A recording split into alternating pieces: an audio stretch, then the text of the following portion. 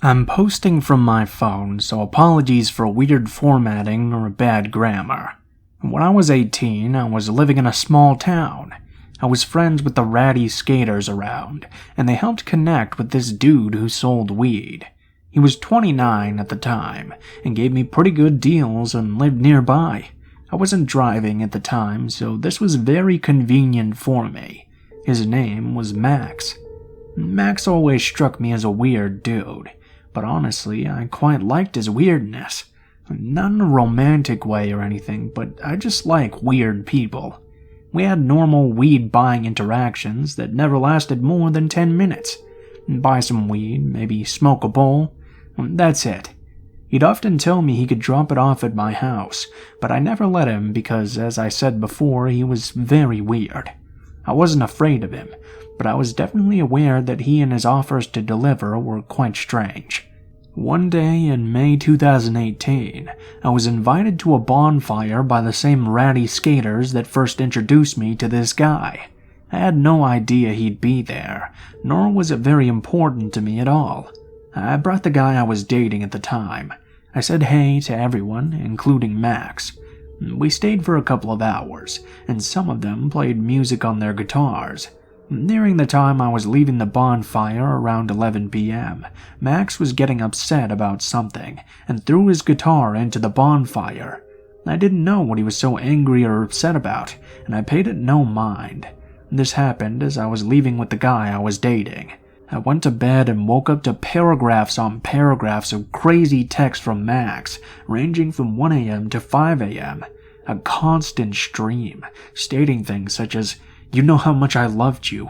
You're a cruel cunt." He would go back and forth between saying, "I would give you the world if you'd let me," and "You really do deserve him though." He said really scary things like, "You're a predator and you should be snubbed out. Just wait." And "You're stuck.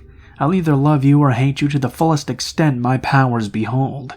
Right now I pay the worst death on you and that fuckboy bitch." On top of it all, he said losing you is like losing a mother to me. He told me to tell him I never loved him, and that I wouldn't hear from him again if I did. So that's what I did. I said, "I never loved you. Don't ever message me again," and left it at that. I didn't get a response, nor did I care to receive one. Max had never expressed any romantic interest or asked me out or anything. This was all out of nowhere, and he was 11 years older than me. I was just barely 18.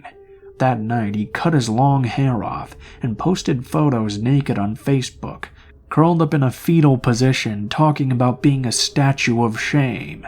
It's as if he had a breakdown, but I had no intention of causing that, and didn't think I would even offend anyone by bringing the guy I was seeing. Everyone else seemed to like the guy I'd brought. About a week later, Max texted me pretty late at night and asked if I had seen the flowers he'd spread alongside my walk, saying that he stole every flower in the vicinity of my neighborhood that night. I asked him how he knew where I lived, and said I hadn't seen the flowers, so he must have had the wrong house. I also told him he shouldn't do that, as I never felt anything for him, and so on. He told me he'd heard that I lived on the same block as another one of the skater guys we were both friends with, and he wasn't wrong. The skater guy I lived by was on the other side of the block, and I never walked that way, so I never ended up seeing the flowers. I blocked his number, and didn't hear from him again for weeks. Weeks later, I woke up after a rough night, and there were loads of flowers on the sidewalk right outside my house, along with a little bouquet at the top of my walkway. I was pissed. I wasn't scared yet, and stupidly I unblocked his number and texted him asking why the fuck there were so many flowers outside my house. This confirmed that this indeed was where I lived. I still to this day feel so stupid for texting him and making it known that after weeks he had finally found my house. He responded saying, "Sounds nice. 'Twas me." I bitched him out basically and blocked his number again. About a week later, I was out of town, and my roommate texted me a photo of a heart with a peace sign inside of it, and my name written under it drawn in chalk outside our house. When I got back into town, I went to the courthouse and began the process of getting a stalking order against him. When I left the courthouse, I went to Max's work and told him he needed to stop this behavior, that he was stalking me. He looked at me in the eyes with no facial expression and said, "If you don't leave, I'm calling the cops." I got angry and yelled, "Call the cops, I was just talking to them about you." I left his work in a rage. Soon after this, I began driving. Once I drove by him and he noticed it was me. The next day I woke up with my car covered in flowers. I presented my case to the judge, and she put the stalking order in place. He was served with it by police officers, and I thought that was that. I thought he wouldn't be bothering me again. I was wrong. After the stalking order was served, he made several other chalk messages on my sidewalk. He would leave random gifts for me like chalk, and beheaded My Little Pony heads on beer bottles. I always brought these things to the police station, but they said I needed to catch him doing it, take a photo or get a security camera. So I got a camera. I really hoped I would catch him. It turned out my security camera was stupid, and I couldn't just watch the videos it took, but had to skip through second by hand. It was an impossible task. I was terrified of leaving my house at night at this point. I never had my curtains open anymore, and I was so frustrated that my livelihood was being taken away from me. Ultimately, I unblocked his number, in hopes that he would text me directly, which would violate the stalking order. After a few days, it worked. He sent me a weird text saying something like, "Forgive me, we're charming, this is harming, let us try again." By now, it was September 2019, and he finally goes to jail. He's facing up to a year in jail, and has to stay there until our court date. I finally start calming down. I'm able to go outside at night, even if just to get in my car. I let myself have my curtain open sometimes. I was starting to feel alive again. Right when I start feeling secure in my small-town life again, someone posted bail. He was released after only 3 months in jail, and I went back to living in fear. We still had court dates coming up, and I was optimistic that he would serve more time for ruining my life for so long. His lawyer kept pushing the court date back to gather evidence, and after about 6 months of pushing it back, the state decided he wouldn't do anything more and closed the case basically. I had moved out of town 3 hours plus away at this point, so he didn't actually have an option to continue this behavior. Living in this new place, I feel safe. I can walk at night and don't have to close my curtains all the time. It's been over a year since they decided to close the case. About a month ago, he began responding to my friends' Instagram stories, friends that live here in this new town, telling them how fond he is of me. I've always had him blocked, but my Instagram isn't private, so he must have found them that way. I've since changed my account to private, and he hasn't messaged any more friends of mine. I refuse to be fearful now the way I was then. He'll never find where I live or where I work now. However, my life is forever changed by this experience. I will always be more aware of people and their weird energy. I'll always close my curtains early in the evening and make sure all the windows and doors are locked. I'll always live in a little bit of fear. Maybe not of him, but of it happening again. He ruined my life for a year, and I truly wish he had gotten that time in jail. He deserves it.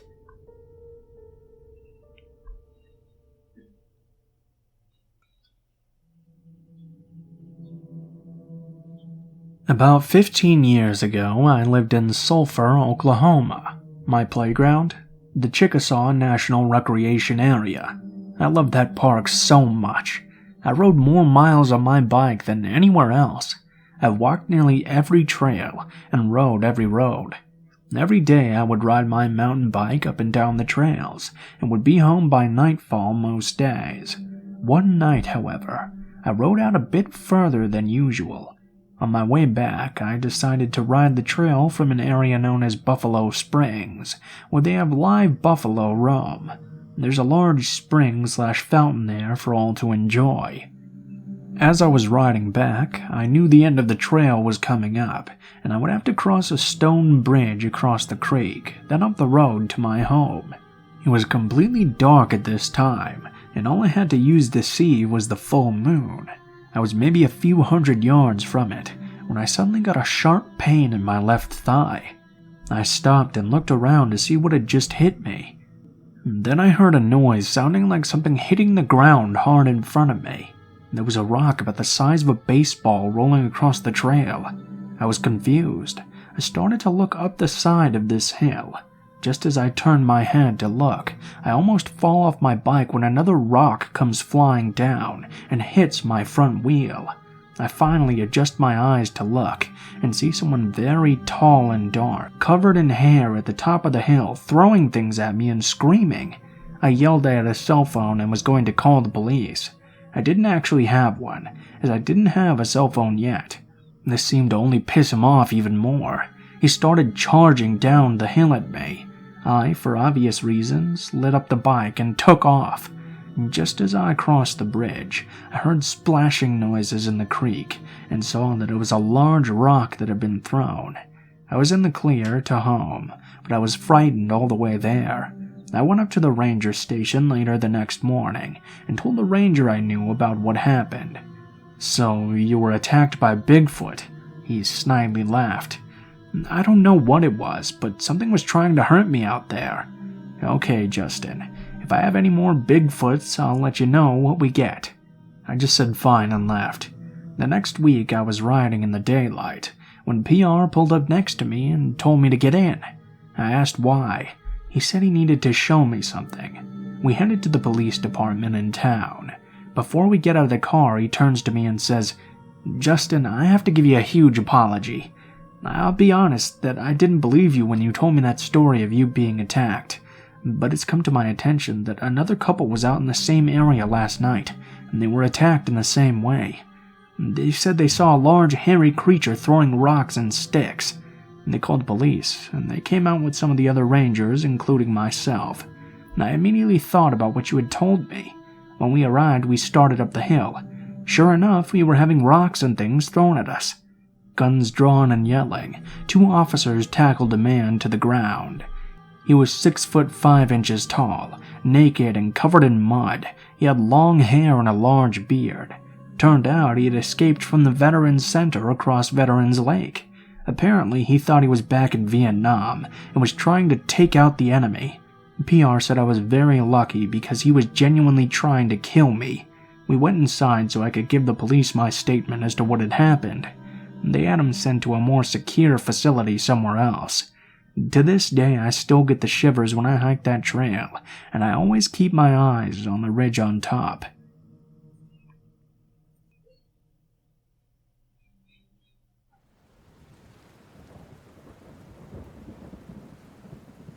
I had gotten out of an 8-year abusive relationship and met someone on a popular online dating app.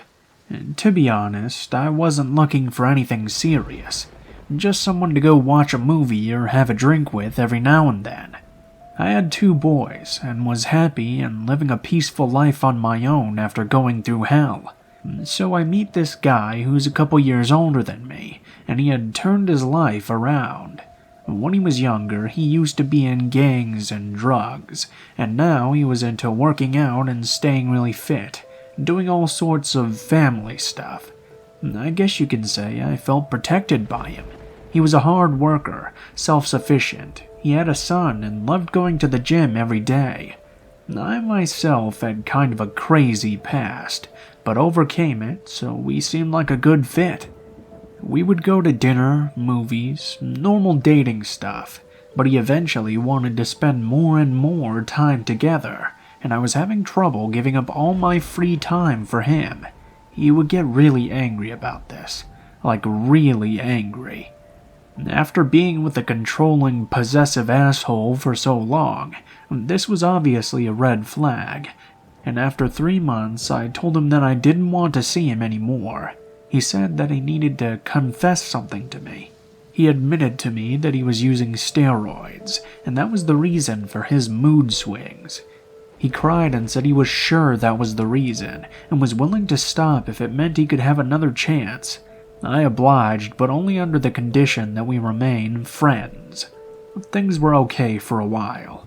We saw each other maybe every other week, and he started wanting to see me every week. I told him that I was not interested in being anything other than friends at the moment, since I wasn't ready for a relationship. He tried to talk me into giving him another chance, but I just didn't find myself interested in him in a romantic way, so I insisted that we just keep being friends. I stopped talking to him eventually because I got mad at his insistence on talking every day, since he said that's what friends do. He would always ask my whereabouts and ask for pictures of who I was hanging out with. I had to tell him that's not what friends do. He just insisted that he innocently wanted to see what I was up to.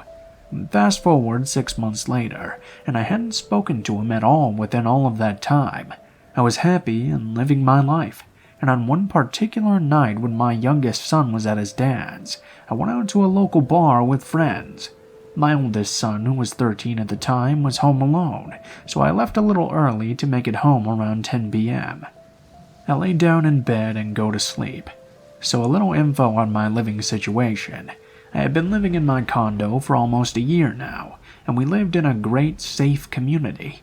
I would leave my patio sliding glass door open, screen closed, to get a breeze at night.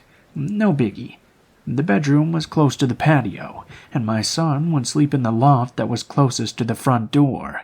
I was dead asleep when I suddenly felt someone slowly sit down on my bed. I was laying in bed wondering why my son would come sit in my bed so slowly. He wouldn't. I turn around and it's not him. It's Mario, not his real name, laying down in bed next to me. I sit up and ask him how the hell he got in. He's not answering me. He just says, "I need to talk to you." Okay, when you need to talk to someone, you don't sneak into someone's room. You call them, leave a note for them, literally anything but this. I was thinking I was going to kill my kid for letting him in. "I didn't have your number anymore. I needed to talk to you before it's too late." I didn't even entertain the "before it's too late" bit because I was livid, but something told me to keep my cool. I sat up and said, "Look, I really want to talk to you too, but not like this. Please just leave and I promise we'll talk tomorrow. Call me tomorrow, okay?" He gets up and walks over to my side of the bed and starts rubbing my shoulders and slowly making his way to my neck. He says, "Do you really want to talk?" I look him in the eyes and say, "Yes, I've been wanting to talk to you, but not like this. Please, just call me tomorrow." He stares at me while rubbing my neck and goes down to my shoulders. Finally, he lets go. All he says is okay. This motherfucker proceeds to exit right through my patio door and jumps my patio wall, which tells me exactly how he got in. I freak the fuck out. I check on my kid, but he has no idea what's going on. I locked all my doors and I didn't sleep for the rest of the night. The next day I text him and I tell him that if I ever see him near me or in my complex, I'll call the police and to never contact me again. If you're wondering why I didn't call the cops to begin with, one, I knew he had a gun, so I was scared of being retaliated against for being a snitch, and I figured if I called the cops they probably wouldn't do much, or just let him out. I was afraid of what he would do after the fact. Either way, he left me alone, and I didn't hear from him for years. 4 years later, I'm going through Facebook, and I see his face in the people you may know. I click on the picture and notice that it looks like a jail picture. You know, those pictures where the guy is clearly in a jail cell. I scroll down the page, and his most recent post is him posting his address for his family members to write to, a prison address. So I Google his name. Sure enough, articles after articles, all with the same headline: "Man arrested on suspicion of killing girlfriend." About 2 years after him and I dated, he shot and killed the girl he was dating at the time. That could have been me, and I feel like shit thinking if there was anything I could have done to stop him. Even scarier thought, though, is that he only got 12 years for her murder.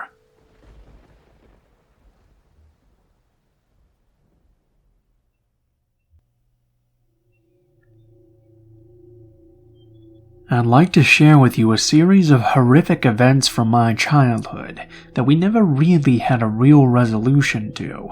There were some suspects, but no one was ever brought to justice.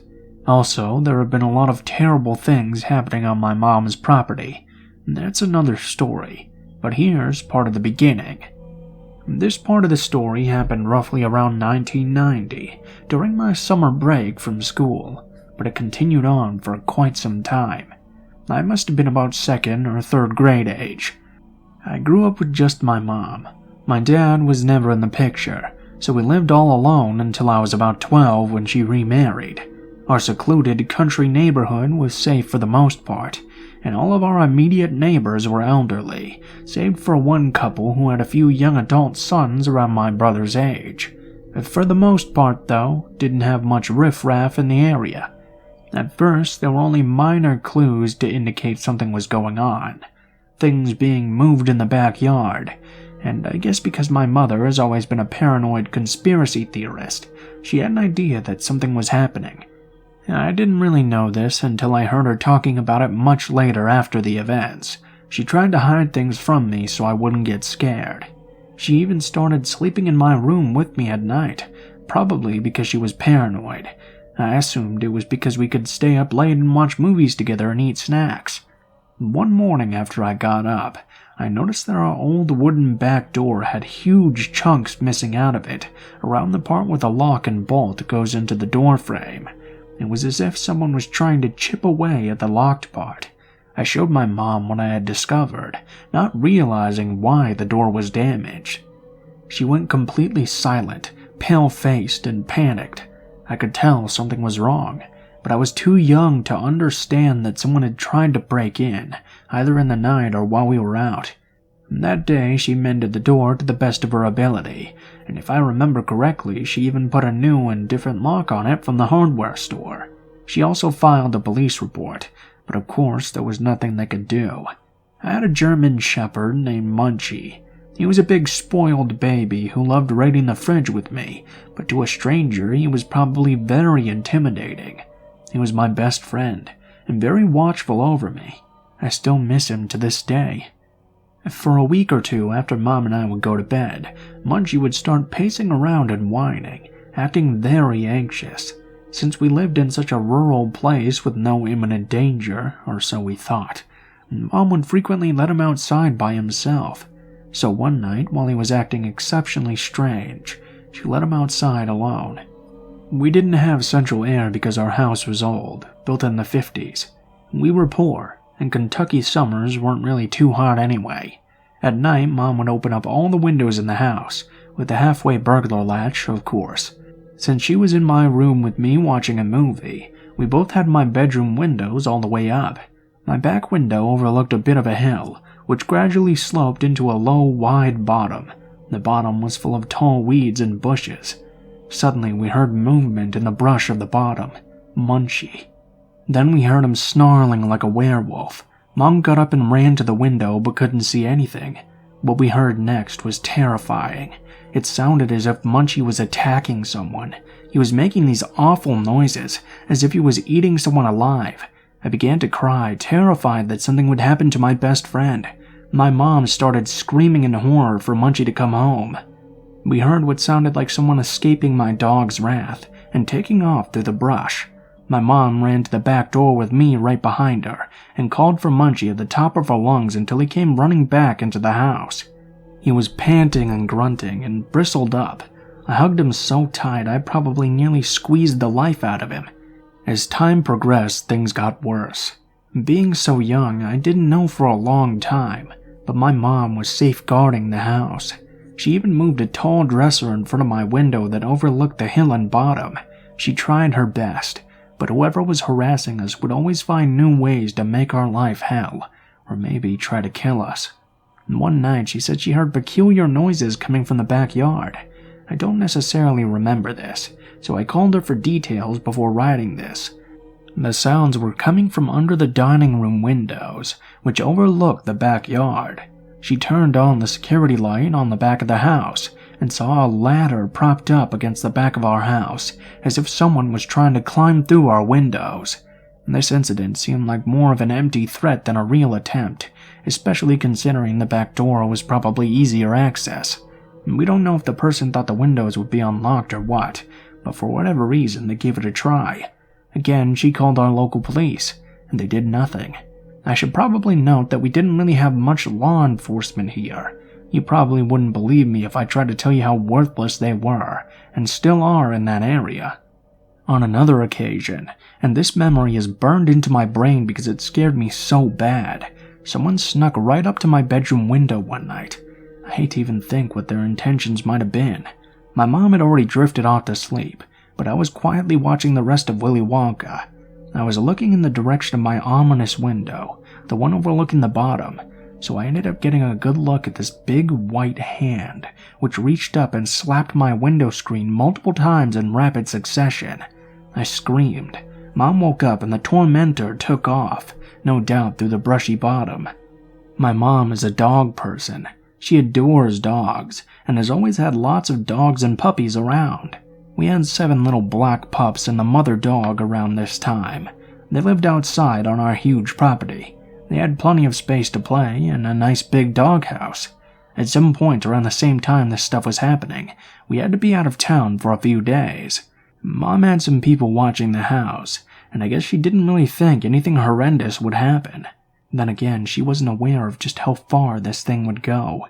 When we came home, Mom's puppies had been killed and lined up in a row in the side yard close to my window that overlooked the bottom. This was devastating.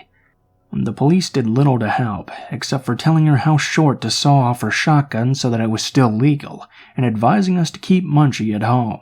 I forgot to ask, but I'm nearly positive my mom ended up sending the mom doggy away to my sister's house on the other side of town. Months later, the incidents were still increasing in occurrence, and then someone decided to take it way too far. Something hit the back of the house in the wee hours of the morning. My mom looked out the windows and saw nothing, at least not until the next morning. She found a stick with a charred pine knot on it. Apparently someone had lit it on fire and threw it at our house. I assumed they were hoping our house would burn with us in it. And don't even ask about the cops, because they did nothing yet again. I wouldn't be surprised if they even knew who the culprit was and didn't care. Then one day, Munchie went missing. He had gone out to the bathroom in the evening before bed, but he didn't come back immediately like always. He vanished. I don't even want to go into detail about this because it breaks my heart all over again, but we found him a few days later. He had been poisoned. And to be completely honest, I could keep going with this story, although it takes a lot of unbelievable turns, not all of them horrifying, some just ridiculous. Then around 2009, a multiple-year-long court case began where my mom had to fight a group of her neighbors in court to keep them from stealing her property. Those events led us to believe the people involved with that case may have had something to do with the torment we experienced all those years ago, but honestly all we can do is assume.